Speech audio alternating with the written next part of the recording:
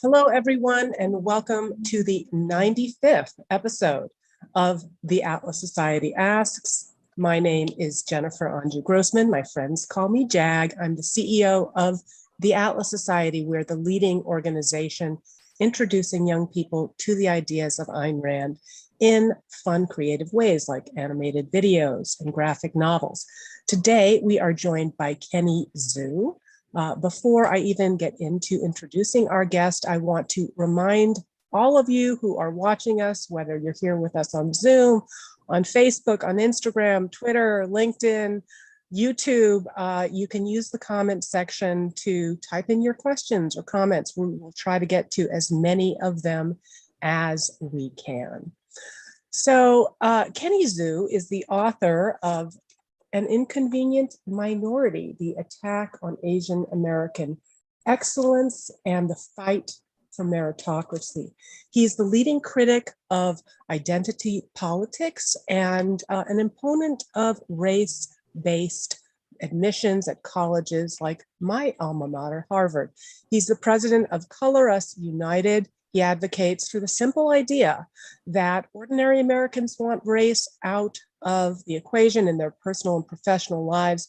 Kenny, welcome again. Thanks for joining us. Hey, thanks for having me. I really appreciate it. So first, Kenny, I'd love to just start with your story, where you grew up, when you became interested in the issue of fairness in college admissions, and what prompted you to write the book. Sure, absolutely. So I grew up in Richmond, Virginia, and then I moved to Princeton, New Jersey when I was in high school. When I was in Richmond, I enrolled in various different enrichment programs, public school enrichment programs. I was in public school my entire life. I went to Three Chopt Elementary, which was a gifted math program for fourth graders. Then in sixth grade, I went to an IB program. And then in ninth grade, I went to Maggie Walker Governor's School for Government Studies in Richmond, which is still, in my opinion, it was one of the best years of my life. Then when I transferred, because my parents took a different job, my dad had a small business. He was a small business owner, but that was struggling. So he took a banking job instead. And I moved to Princeton, New Jersey, where I was surrounded by other people who were obviously in the college hotbox, the college admissions hotbox, basically, so to speak. And when you think of the word Princeton, right? What do you think of? Oh, you think of excellent, right? You think of, the epitome of excellence. You think of the best researchers, that kind of thing. Well, I lived in Princeton, and there were people, and one thing was for sure, everybody was obsessed with elite colleges. There is no question about it. But that doesn't mean everybody was excellent. There were varying degrees of games that people would play at my high school to get into elite colleges. Either them or their mom or their dad would do it. For example, from a very young age, there's this one guy at our high school whose mom and dad enrolled him in squash. Why would you play squash? Because it happened, the top Ivy League colleges had squash teams, and it boosted his chances of getting recruited into one. There's another person who definitely used their race to get into Stanford and wrote specifically about her race. There was another person who was the child of a Princeton professor who got into Princeton because his dad was a professor. And these kids were not the smartest kids in the class. Everybody knew it. They weren't even close to the smartest kids in the class. The smartest kids in the class were usually the Asians who were, were the top math students in the class, the top science students in the class, took the highest level courses. And usually they didn't come from wealthy families, by the way. They usually came from middle to upper middle class families. And they just worked, they just studied their butts off. And I saw a fundamental injustice that was brewing around me, that gave me this idea, this initial urge to write this book about not just college admissions, but really like, what do we value as a culture now? What kind of culture are we progressing? Are we valuing excellence, or are we starting to come into this corrupt bureaucratic culture where people get to play games to get into the prestigious spots? And what does that have to do with the rest of our country? That sparked the inspiration for my book, An Inconvenient Minority. Well, it's made quite a splash, and you also don't hold any punches when it comes to critical race theory. That's an issue that we've focused on a lot at the Atlas Society, especially with the scholarship of Professor Jason Hill, one of our senior scholars, and an upcoming Draw My Life on critical race theory, which will be spicy. Now, critical race theory contends that systematic racism, and therefore one's ethnic or racial origin, is the determining factor affecting one's prospects in life. But Asian Americans have excelled academically, professionally, despite historic oppression and discrimination. So how does CRT attempt to resolve this paradox? Exactly. I mean, Asian Americans are the inconvenient minority, so to speak, because they are a minority, and under leftist racial thought, under an ideology of racial victimhood, Asians should be at the bottom, but they're not. They don't come with wealth. They don't come with social connections. They don't come with generational privilege. But what they do is that they work really hard. They study twice as many hours as the average American. They also have lower discipline rates. They have lower crime rates. They have higher two-parent family structures. This is culture. Like, these are things that anybody of any race can adopt, and they do. And so they inconvenience critical race theory. In fact, they disprove it. They prove that critical race theory can't be true. Because why would a white supremacist nation let a minority get ahead of white people? That doesn't make any sense. Yet Asians are ahead of white people on socioeconomic status and on bachelor's degree attainment. Doesn't make any sense. So here's the way that critical race theorists try to resolve it. They make up this claim that Asian Americans are what they call white adjacent.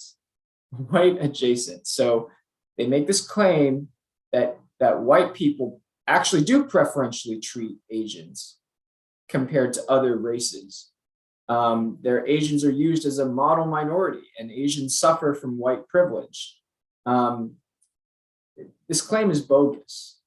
It's a claim made solely to reinforce the bogus narrative that they have in their head. Because if you really think about it, there's no reason why there's no incentive, and critical race theory is based on like this idea of incentives, right? Like, what incentivizes the white person to treat a black person in this way? There's no incentive for a white person to preferentially treat an Asian person over a black person. Asian people are minorities, and they have been historically discriminated against. And there's no evidence to say that they preferentially treat Asians in any way. So it doesn't make any sense to me, but that's how critical race theorists try to resolve it. So what do you make of the argument that Asian Americans' exceptionalism is due to immigration policies which give preferential treatment to the highly skilled? I think that's one of the ways in which the CRT crowd tries to explain away this paradox. Yeah, and I was, preparing for you to ask that question. There is a body of thought that says that Asian Americans have this, that the United States selectively immigrates Asian Americans, only the high skilled ones. That's actually not true. Asian Americans actually have the exact same family-based immigration rate as Hispanics do. And the merit-based immigration rate for Asian Americans is about the same as Hispanics are. So, and by the way, the Asians who came to this country who were immigrated not selectively, so who were immigrated based on refugee status, for example. There were a ton of Vietnamese immigrants who came during the 80s and the 90s who came to this country with under refugee status. So they were not selectively immigrated here. They were not chosen. They were chosen because of war, because of casualties. And usually these came from very little education. In fact, 80% of these Vietnamese refugees couldn't even speak English. So these are not like high selectivity Asian Americans, but if you follow the paths of these Vietnamese immigrants, these immigrants came from basically nothing and no poverty, and their kids now graduate at a higher rate from college than even white Americans. And they also have one of the lowest rates of poverty among all Asian Americans. So no, it's not based on selective immigration. It's actually based on culture. That's the reason why Asian Americans are able to progress through society. I want to remind all of you who are watching on our various platforms to go ahead and type in your questions for Kenny. We're going to try to get to as many of them as possible. For those who are watching us on YouTube, you may have seen that we've enabled the donation function. So if you are a regular at our weekly webinars, or you're particularly enjoying this, or just want to support the work of the Atlas Society, give it a shot, try it out, and we appreciate the support.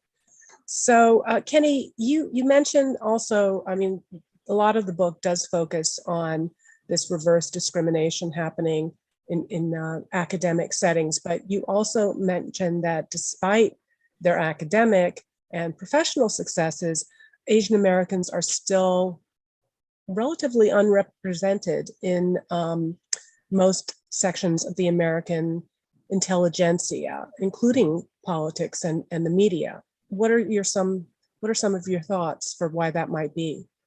Well, and in sports too. And I think that just kind of shows how ridiculous this equity ideology is, or the idea that you would want proportional representation across all fields of all races. No, different cultures prioritize different things. And by the way, the great thing about America is that, I mean, you could either say it's great or you can say it's totally chaotic. But either the great or chaotic thing about America is that one trait of yours does not determine your destiny in this country. So people like to say, yeah, well, people with graduate degrees earn higher incomes than people with bachelor's degrees, who earn higher incomes than people with high school graduate degrees. Yeah, but have you looked at the variance? I mean, have you looked at the immense variance? There's still like 35% of bachelor's degrees still earn less than the average high school diploma person.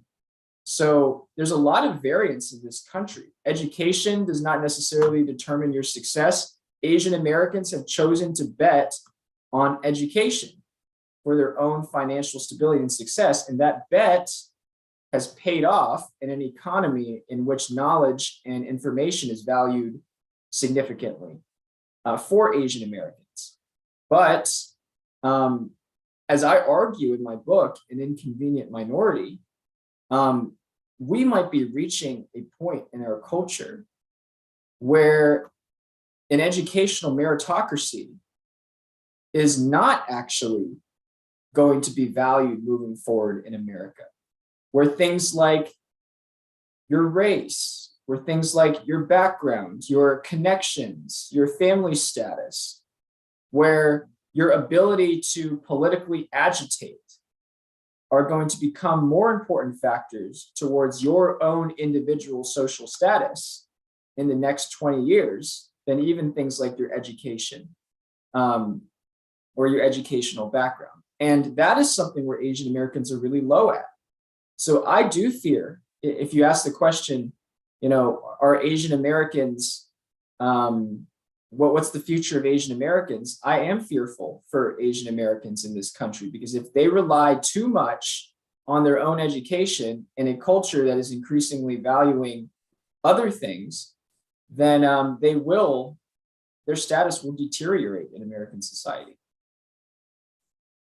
So when you talk about the underrepresentation of Asian Americans in some of these elite circles, is there a chance that there may be some other factors at work?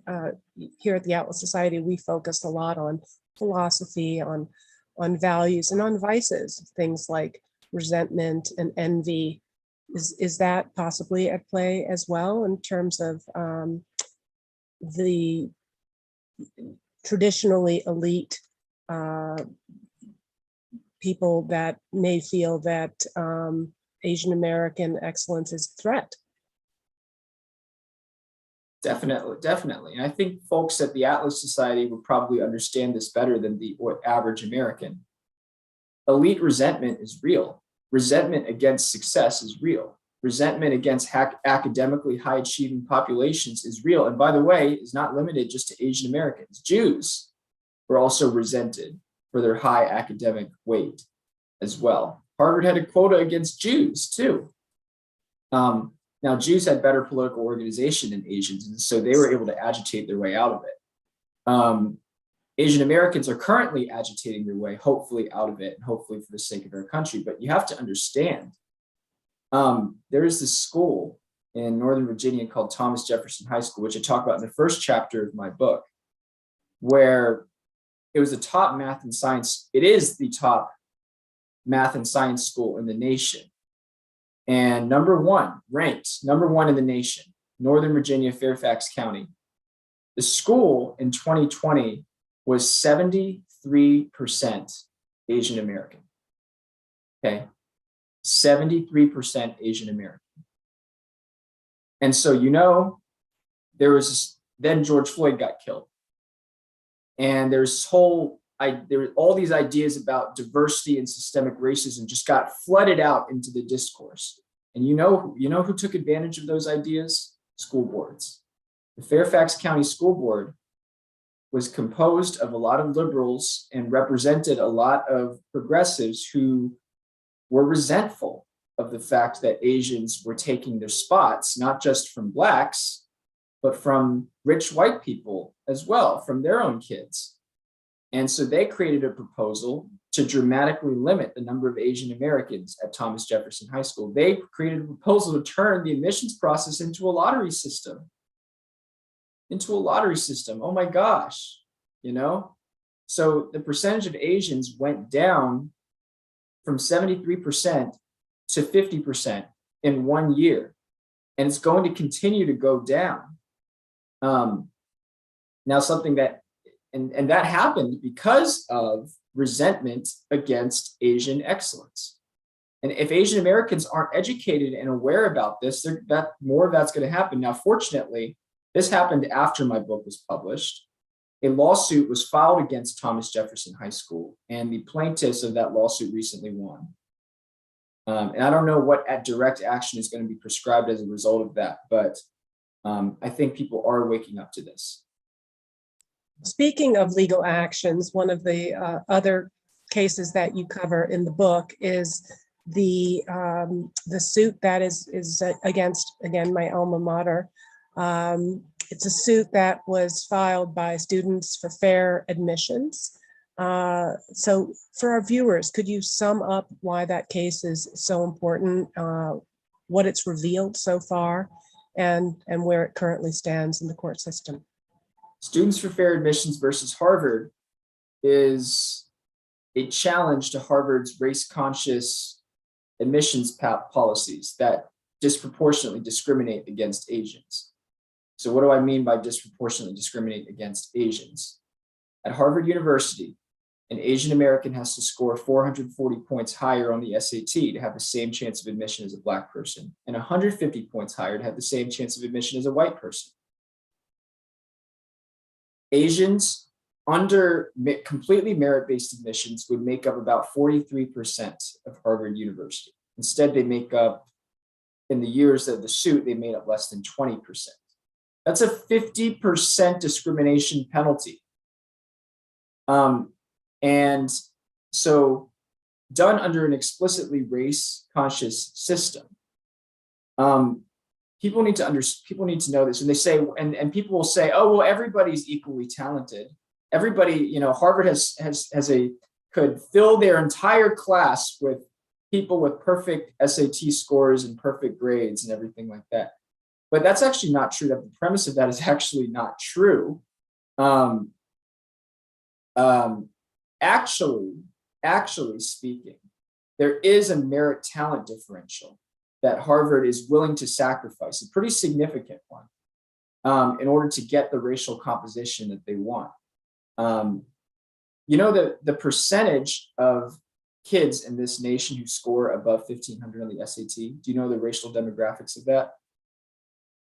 55% Asian, 30%, 35% white. I think like 5% biracial, maybe like 3% Hispanic, and 2% or less Black. So there is a talent differential at the top that is racially inequitable. But if Harvard wants to admit, 15% Blacks, 15% Hispanics, 15% Asians, then they are compromising on talent. They are compromising on talent. And so that's what this suit is really all about. This is the larger issue about the Harvard lawsuit. The larger issue is not just over a few admission spots, but it's about how much are we really going to value excellence in our country anymore. All right, well, I have some more questions of my own, but we are getting quite a few coming in from our various platforms on social media, so I'd love to get them involved in the conversation. Joaquin Mandel on Facebook asks something that I was thinking about as well. He says that the media had a big narrative last year that racism towards Asians was at an all-time high. Is it? And is it is the way in which it's portrayed by the media reflective of the current reality in terms of where those that violence may be coming from? At an all-time high? I don't know. I would look at the Chinese Exclusion Act in the late 1800s. I would look at Japanese internment. I think that racism took on a worse form then. It may be at a local, maximum for the time that we're at right now. I don't really know. Hate crimes against Asians did go up in 2020 and 2021, but part of that is because people were reporting more hate crimes or were reporting more crimes as hate crimes. You understand that when you report a crime, you have the option to report it as a hate crime. You don't have to report it as a hate crime. And part of the reason why people reported it as a hate crime more recently is because you can get extra financial or punitive damages from calling it a hate crime, because then you can get both criminal and civil damages. So people, I think there is a little bit of an exaggeration to the narrative that's going on right now, but don't get me wrong, crimes against Asians in general went up as well. Crimes against every group went up in 2020. We were in the middle of a pandemic, in the middle of social movements like Black Lives Matter. Violence across the nation was going up. The most dispiriting thing that I saw in the media's narrative about racism against Asians is that they tried to tie it to white supremacy, which is the dumbest thing, like the most idiotic thing anybody could ever say about what was going on in 2020 and 2021. You look at the data, you look at the FBI of the perpetrators of those who committed crimes against Asians, 28% Black, 25% white, all the others Hispanic and Asians. Whites are not even the plurality of the perpetrators of violence against Asians. So you cannot call this a crime of white supremacy. And I think part of the reason why that whole thing died down so quickly is because the media took a little bit of a rigorous look at the facts. They realized that it doesn't fit their narrative. All right. Okay, on Twitter, Hannah R. asks, is race-based admissions standards or quotas a new thing, or has it been an issue for a long time?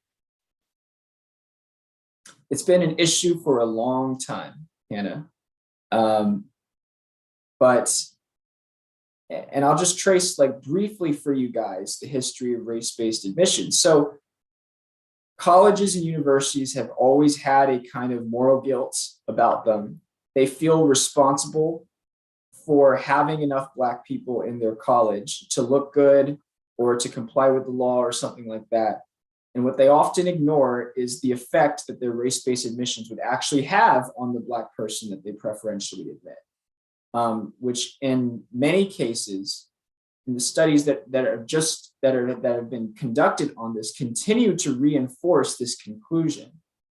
Black kids who are admitted into universities in which they're not competitively qualified for, or programs in which they're not competitively qualified for, tend to graduate at lower rates, higher dropout rates, higher discouragement rates, tend to actually graduate at the bottom of the class, not at the top, and actually it tends to reinforce racial segregation on campuses as well. So it's actually bad from a diversity angle as well. And I'll tell you why they segregate campuses more, because people self-select into similarly academically achieving groups. So if the lowest achieving students in your college happen to be Black, then the self-selection is also going to take a racial angle as well, which is really bad from the principle of integration and from the principle of increasing integration in society. So I see no, this practice has been happening since the 1960s. It was justified through a 1979 decision called Regents, California versus Bakke. Brunner versus Bollinger in 2003 continued that, and Students for Fair Admissions versus Harvard provides the most pressing challenge against race-based admissions, because it clearly shows that the race-based admissions now is not just directly offending a privileged white group, but now it is affecting another minority as well. It's fascinating. On Instagram, Ismam F has a question exactly about that. How deeply rooted is race-based admissions in colleges? Is it nationwide, or is it stronger in some parts of the country than others, like, maybe elite colleges? Well, it's rooted far enough that the top colleges collude to produce certain racial outcomes. So this is not just a Harvard thing. This is Harvard, Princeton, Stanford, Yale, MIT, all of them have race-based admissions practice. You know how I know that? Because there are colleges that are actually banned from using race-based admissions. So we actually have control colleges that are of equal rigor, and I would call that are of equal or even higher rigor than these Ivy League colleges. Those colleges are California Institute of Technology, Caltech is one of the biggest ones. And if you look at the percentage of Asians at the Ivy League colleges, it goes like this, whereas in Caltech, it goes like that. And those of you who are not listening on video, basically it plateaus with Ivy League colleges at around 15 to 20% Asian for the next 20 years between 1990 and 2010. And with Caltech, it goes up between 1990 and 2010 because they're banned from using race in admissions by the Californians under Proposition 209. And so at Caltech, it's about 43% Asian. By the way, during that same period of time, Caltech has advanced from like number 20 in the world university rankings to number 5 in terms of research output per student. So that is their ability to attract highly qualified Asian talent has benefited their university. It hasn't hurt them. It's actually increased their prestige. Whereas these other universities are coasting off of their endowments, but they're quickly losing the meritocratic foundation that secured their prestige in the first place. Fascinating. So you mentioned a little bit what we had that question about the violence, and you talked about how it was falsely presented as being a function of rampant white supremacy, and how that wasn't true, looking at the actual statistics. So, President Donald Trump, of course, was also accused of inflaming white supremacy. But at the same time, he was famously tough on China. He singled it out in his policies on trade and also with the coronavirus. Do you think his rhetoric alienates some Asian American voters who might have otherwise agreed with his policy? How do you see the relationship between Donald Trump and Asian Americans as a voting force? Well, I wouldn't have called it the Wu flu, if I were Donald Trump, which there's no one else in the entire world who is Donald Trump. So I wouldn't have called it the China virus. I don't think it helped, but no, it wasn't the sole cause of crimes against Asians going up. Are you kidding me? That's completely ridiculous. Crimes against every racial group went up in 2021. Now, one thing I will give credit to the former president of is he was one of the first presidents to distinguish, and by the way, I was watching his Twitter during this whole time. He, right after he talked about China virus, he did he said, "I'm really proud of our country's Asian Americans." And so he did make that distinguishment between our country's Asian Americans and the Chinese Communist Party, which is really different. And I think that distinguishment needs to be understood by your listeners. There are Asian Americans in this country who have lived here for 3 and 4 generations and have zero connection or zero connection to what their racial skin color indicates. And this goes with my larger colorblind philosophy, which is you shouldn't make assumptions about people based on how they look. Doesn't matter how they look, privileged, oppressed, shouldn't make any assumptions whatsoever. Let them tell their story to you. This is really important to understand that Asian Americans in this country are actually quite a diverse people with a lot of different personalities, dreams, and desires.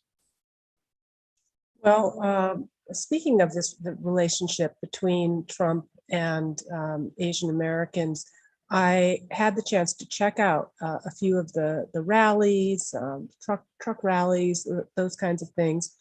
And one of the biggest shocks for me, which probably just reveals, my own misconceptions, was how many Asian Americans were at Trump rallies. And a lot of them were actually Chinese immigrants. And I was just completely upended my assumptions. And I had the chance to talk to a few of them, and they had bad experiences in China. They felt that actually what Trump was saying about China in terms of its oppression and its unfair, perhaps taking trademarked material, that kind of thing. So that was something I had not expected, but eye-opening. All right, well then politically, Asian Americans, we also mentioned Jews, that they had been victims of reverse discrimination at Harvard and other places. But both, of course, Asian Americans have become a key constituency for the Democratic Party, despite its adoption of policies that seem inimical to the interests of Asian Americans as small business owners, as high achieving upwardly mobile professionals. What do you think contributed to that party alignment, and do you see any evidence of it shifting? So I don't buy that Asians are aligned with the Democratic Party as people, especially the left, would like to promote to you. And the number one reason is why is because Asians are the least likely population to even vote. So yeah, out of the ones that vote, who predominantly are second generation Asian Americans who are well assimilated into American society, who have attended colleges that have indoctrinated them. Let's face it, they were indoctrinated just like a lot of college students today. Asian Americans are actually probably prone, second gen, my generation, Asian Americans are probably more prone to indoctrination than the average American because they have anxieties about assimilating. They want to feel loved. They want to feel popular. They want to feel like they're a part of this country. And posting the black square on Instagram makes them feel like they're a part of this country. So that's one factor I would ascribe to the proportion of Asian Americans who do vote for Democrats. But let me tell you, most Asian Americans, the majority of Asian Americans don't even vote. A lot of them aren't citizens. I'm not saying they're legals. Some of them are legals, but most of them are like in the process towards citizenship, or just don't really have interest in citizenship, or are here on a green card or a visa or something like that. The ones that can vote, sometimes they're just not interested. What are they most interested in? They're interested in getting their kids into college. They're interested in educating their kids. That's why when the left came after education, like when the left started abolishing these gifted programs and changing the admissions processes at Lowell High School in San Francisco and Thomas Jefferson High School, when the Harvard case came out, that's what blew up Asian Americans. Oh my gosh. Like that has created more political activity among Asian Americans than you've ever seen in this country. Did you see that San Francisco school board was 3 school board members were just recalled? You know who led those charges to recall the San Francisco school board? That's right, Asian Americans. They came out of San Francisco's Chinatown, out of corners, out of little storefronts, out of places you've never seen before. Highest turnout for Asian Americans ever in a school board recall election. So yeah, when education is under threat, Asian Americans are going to come out of the woodwork. Now they're already politically mobilized, and I do think that that's going to bear a pardon from the Democratic Party.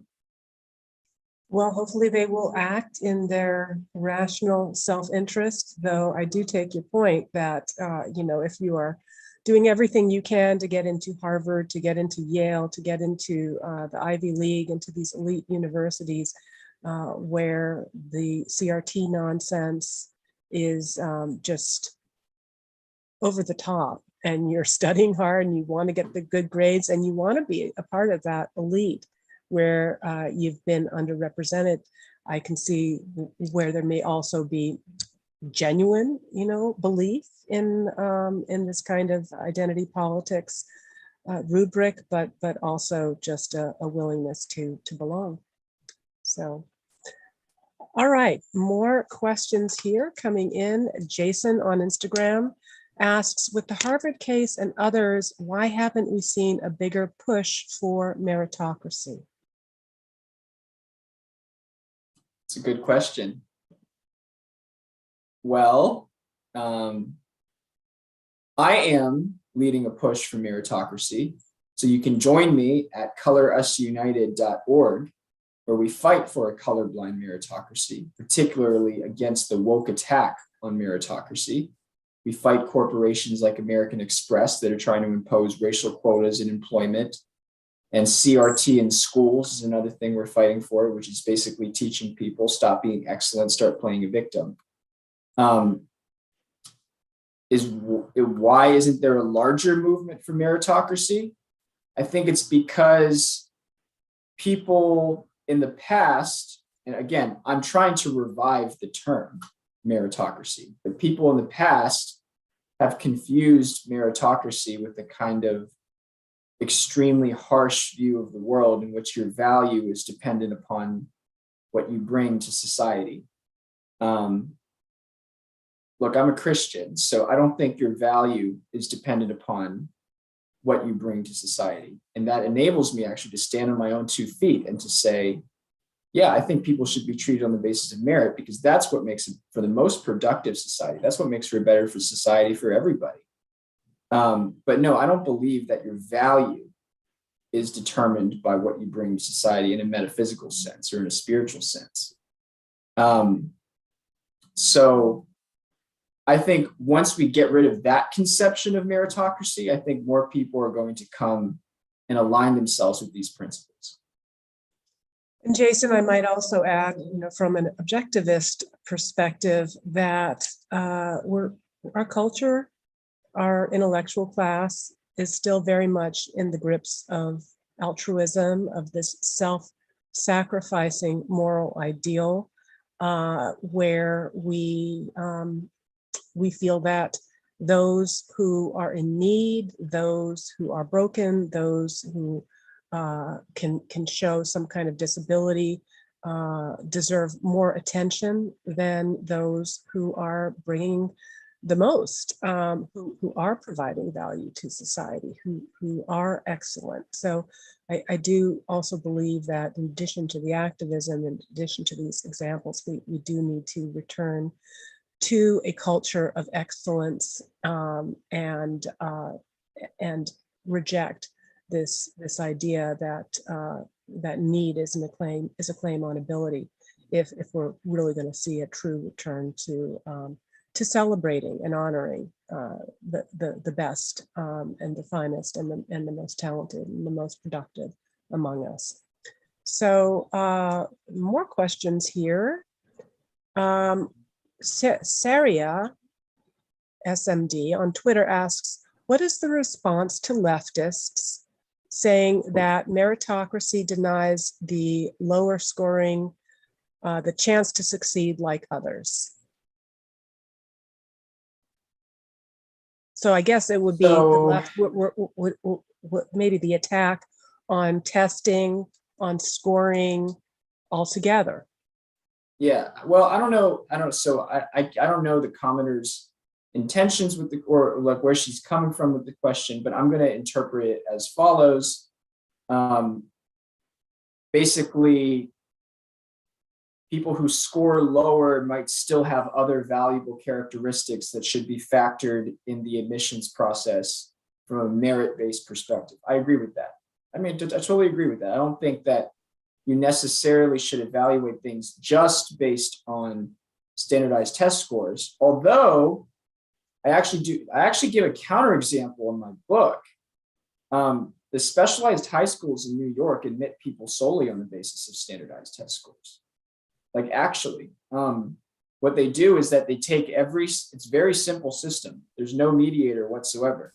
They just take the people who score the highest X scores and they admit them. That's it. And it turns out that those are the most prestigious schools in New York City, despite the fact that there's ample choice for other gifted and talented programs that have more holistic based processes. It turns out the ones that come from the SHSAT schools, called the SHSAT, which are the standardized tests, those specialized high schools are actually produce the highest quality applicants, according to some arguments. In terms of the most Nobel Prize winners, the most laureates, the top math and science engineers, the most in-demand jobs. So, you could, I know it doesn't sit well with a lot of people here, but testing is valuable. Testing is valuable. And the reason why is because testing, especially standardized testing, gives you access to two sources of information. One, a person's inherent intelligence, also known as IQ, where there is variation between people. And then two, a person's willingness to work hard, to have the discipline to actually study for a test. And both characteristics are meritorious. So do I think it should be the only thing to evaluate somebody? No. But do I think it should be included in evaluations? Yes, absolutely. Rocket Whiz on Instagram asks whether you think that using language in the first place, like Asian American or African American, perpetuates identity politics, whether we should get away from just identifying ourselves as hyphenated Americans in general, by the place of our origin, by our ethnic group, and just focus on each other as individuals. That's a good question. I think we should. I think that you should practice that. My solution to solving whatever vestiges of implicit racism that whites might have against other populations, in which there is, trust me, it is just a vestige. But if you feel like you have a problem, you should invest yourself, and you should pay attention to stop referring to people as African American, Asian American, Latino American, and start referring to people by other characteristics. You know, that fella over there who handed me lunch, or that nice person over there, kind person over there. I think that will help. And eventually we can get rid of these categories which were arbitrarily made to foment divisive racial narrative forever. You also, in your book, Kenny, you talk a little bit about some of the stereotypes of Asian Americans, and mentioned that perhaps the biggest stereotype or the biggest issue is invisibility. What did you mean by that? So I mean that Asian Americans are not as present in mainstream American culture as some Asian Americans would prefer us to be. And I think that's changing. I think it's definitely changing, and I wouldn't go too far with this narrative. Like, I don't think I'm invisible. Like, I really don't, you know. I'm not like that progressive Asian writer that just says, oh man, like, because I'm Asian, everybody just looks at me like I'm just smart or something like that. No, I have a lot of other characteristics that I bring to the table and that people should acknowledge.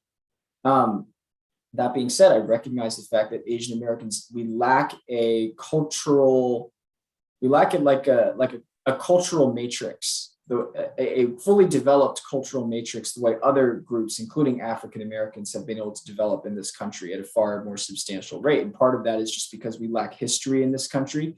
Part of that is because America is a country where you need to speak out to get what you want. And China was a country where if you spoke out during the Cultural Revolution, it was a good way to get your head cut off.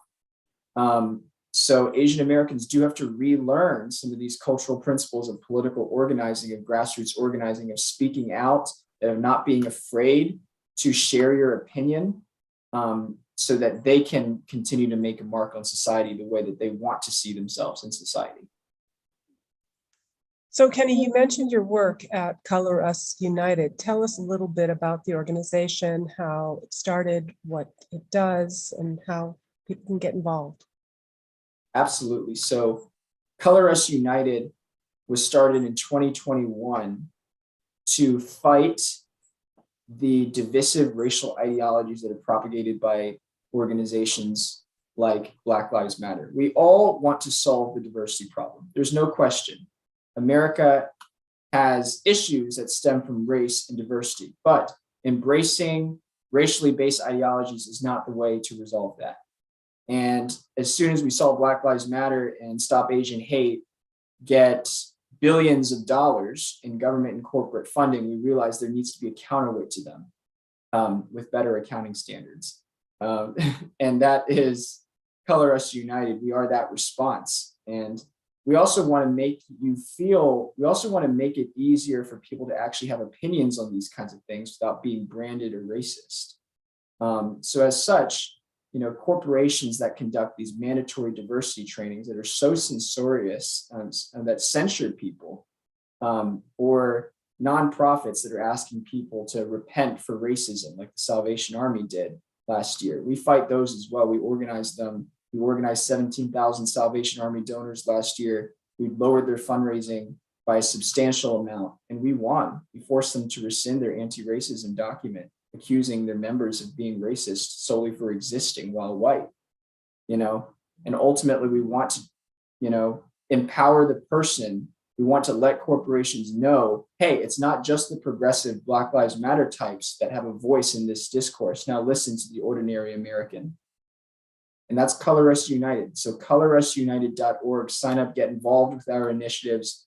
We want to make your voice known in the racial discourse. Great. Well, we will put that in the chats on all of these platforms. We had one last question. Mandy Knoll on Facebook asked if you could explain deep inequity from your tweet a bit more. Wow, Mandy Knoll has been following me. I'm very flattered. Deep inequity is this idea that Black people have suffered from racism so long that they've internalized that racism within their very core, their very psychology. And so it is going to be impossible to create true equity in things like, at least within the next 100 years, it's going to be impossible to create true equity in the Black population in certain roles like education and stuff like that, without the use of explicit racial quotas, because it's just so internalized. They feel so victimized on the inside by a systemically racist country. And so I posed this question to my Twitter audience, who I regularly interact with. I have one of the most engaged Twitter followings, and I'm just very blessed to know that. But basically asked them, do you think deep inequity is a thing? You know, do you think that racism, that the whole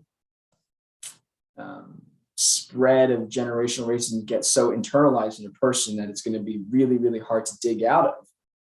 And I've gotten mixed responses. I'm still developing my opinion on that. I think that people in the Atlas Society should start thinking about that as well and make your own opinion. But here's what I do know. Increased fixation on your racial consciousness leads to paralysis. It does lead to lower self-confidence. Studies show that. It does lead to increased self-consciousness in a bad way.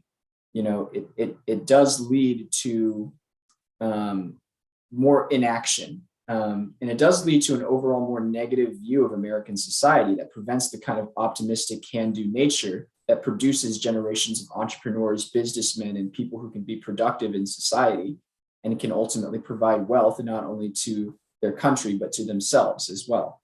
So I do think that whatever it takes, we have to get rid of this horrible mentality that teaches people that American society is horribly and irreducibly stacked against them. All right, so we are going to make sure that we'll put your Twitter handle in there. So is that primarily where people can find you? Yeah, you can find me on Twitter. You can also Twitter, Instagram, Facebook. You can also find me at inconvenientminority.com, where you can check out a little more about myself. Buy my book for sure, though. That's where you can find out a lot about the ideas that we're talking about here today, An Inconvenient Minority. Well, thank you so much, Kenny. This has been very illuminating. I think an issue that has been too neglected, not well understood. So this has been very helpful in bringing some of these issues to light and getting others to join in the fight for meritocracy and a culture of achievement. So thank you, Kenny. Thanks to the rest of you who have joined us on the various platforms. Thanks to those of you who may have tried out our new donation function on YouTube.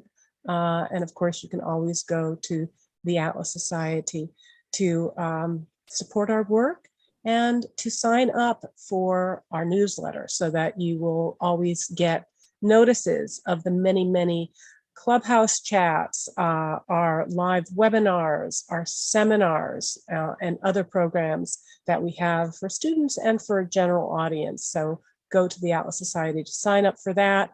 Among those are a Clubhouse chat we're going to be having in 30 minutes with one of our senior scholars I mentioned earlier. Jason Hill is doing a two-part series on Ayn Rand and sex. So that's going to be coming up. Let us know if you want a Clubhouse invite. We can send it to you. And also make sure that you're going to be joining us next week. We are going to be interviewing in this space Peter Diamandis. He, of course, was our honoree, received the Lifetime Achievement at our gala 2 years ago, and we are going to be talking to him about his many books, his philosophy of abundance, and how technology can create a more abundant and more hopeful future. So I'll see you next week. And again, Kenny, thanks for joining us. Thank you. Appreciate it.